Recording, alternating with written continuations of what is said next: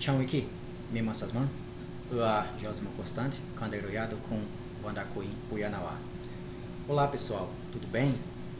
Meu nome é Josma Constante, Canderoiá, que significa bom professor, nosso idioma tradicional Puyanauá. Eu sou do povo Puyanauá, que se localiza no estado do Acre, no município de Manso Lima.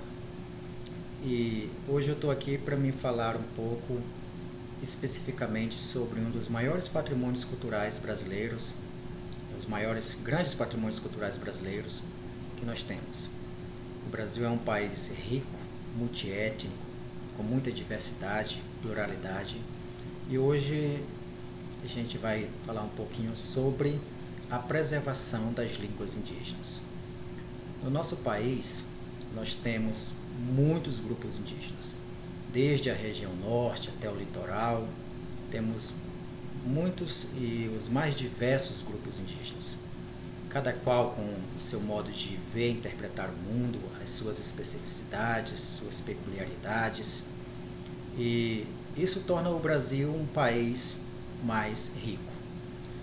O ano de 2019 foi um ano em que a Unesco fez uma grande reunião onde aqui no Brasil nós fizemos uma oficina sobre a importância de se preservar as línguas indígenas. A Unesco chamou a atenção para a preservação, para a promoção e também para a revitalização desses grandiosos patrimônios culturais. Então, no Brasil, nós temos hoje 305 povos indígenas reconhecidos pelo Estado, temos em torno de 180 línguas indígenas que ainda sobrevivem, e é importante a gente mencionar que no Brasil, principalmente na região amazônica, nós ainda temos povos isolados, né? Ou seja, o que são os povos isolados? São os povos que se auto-resolvem isolar-se.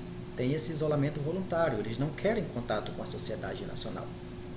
Eles sabem da existência, muitos deles sabem da existência dos não indígenas, mas eles preferem se isolar, por conta que o isolamento é uma forma, é uma garantia das suas sobrevivências.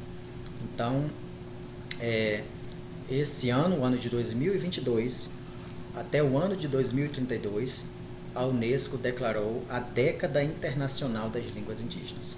Como eu já mencionei, essa é uma iniciativa da Unesco no objetivo de sensibilizar, de promover, de revitalizar e que as línguas indígenas possam ser inclusas em todas as esferas do território nacional brasileiro e mundial, que sejam trabalhadas.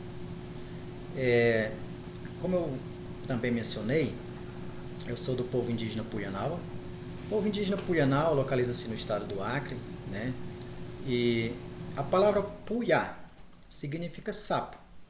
E Nauá é um sufixo para nós indígenas do Acre que significa não indígena, né? A gente ainda está em estudo sobre a origem desse sufixo, que é um sufixo com muitos e múltiplos significados.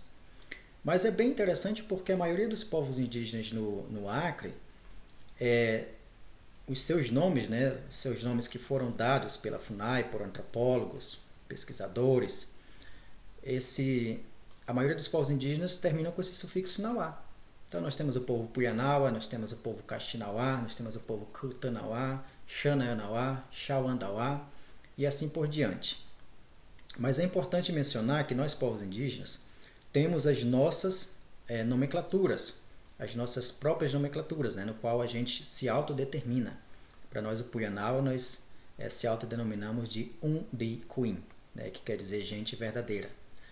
Bom, eu também tive a oportunidade de trabalhar como antropólogo no Distrito Sanitário Especial Indígena Kayapó, fazendo interpretações culturais, né, atuando como intérprete sobre aquelas tradições, um modo de aqueles povos preservarem seus idiomas, trabalhando com atividades culturais nas casas de saúde indígena. E aprendi muito, né? O povo Kayapó, que é o principal povo no estado do Mato Grosso, tem o povo Panará, tem o povo Juruna, e muitos outros povos, como os Terenas.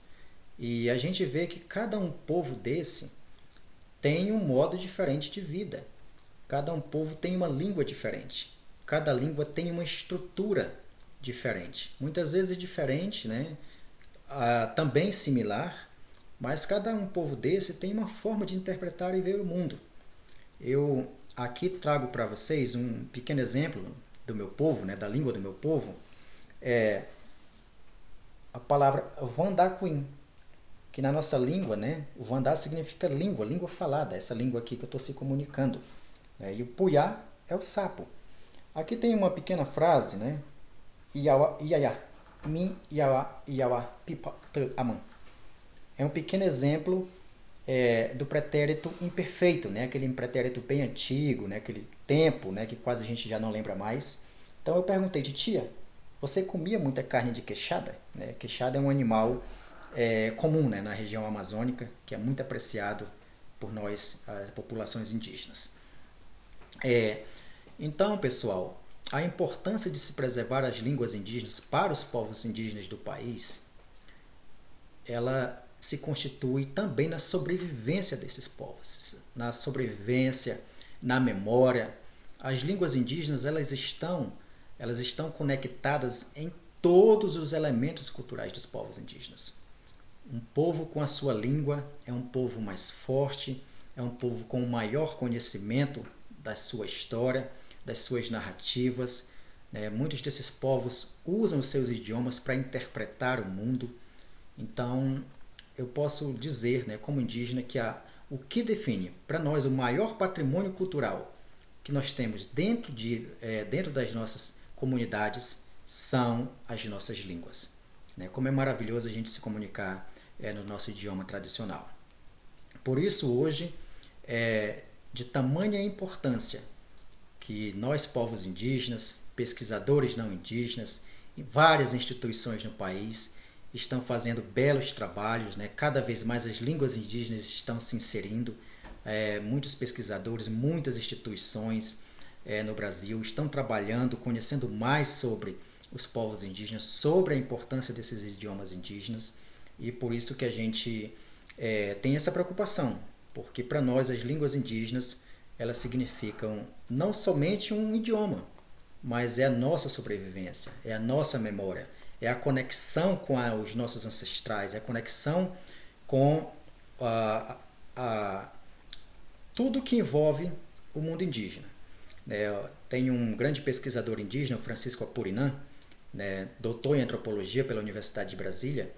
Ele diz, né, que cada elemento da língua indígena é como uma caixinha que nós, os indígenas, usamos essas caixinhas para então continuar, né? Para continuar as nossas jornadas, continuar as nossas pesquisas, a inserção no mundo indígena e a volta também para o nosso mundo. Né? O outro pesquisador, né, que foi o primeiro linguista do Brasil, o pesquisador Joaquim Maná, do povo Kaxinawá, ele vem fazendo um trabalho muito rico sobre a preservação desses idiomas, vem fazendo também lançamentos de várias obras, e assim como ele também temos o Daniel Munduruku, que já é um escritor muito renomado no Brasil. E então, concluindo, as línguas indígenas, elas são os nossos principais patrimônios culturais.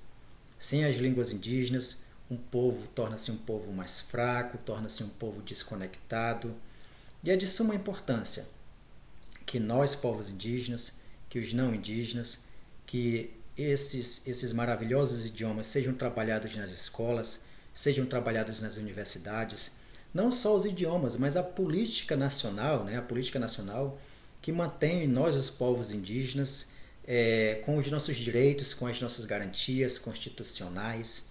Então, vamos trabalhar, conhecer mais sobre nós, povos indígenas do Brasil. Nós temos muito a cooperar com o desenvolvimento do nosso país, na memória, na história, e também temos muito a aprender com toda a sociedade nacional. Então eu deixo aqui os meus mais sinceros agradecimentos. Línguas indígenas, preservação, patrimônio cultural da humanidade.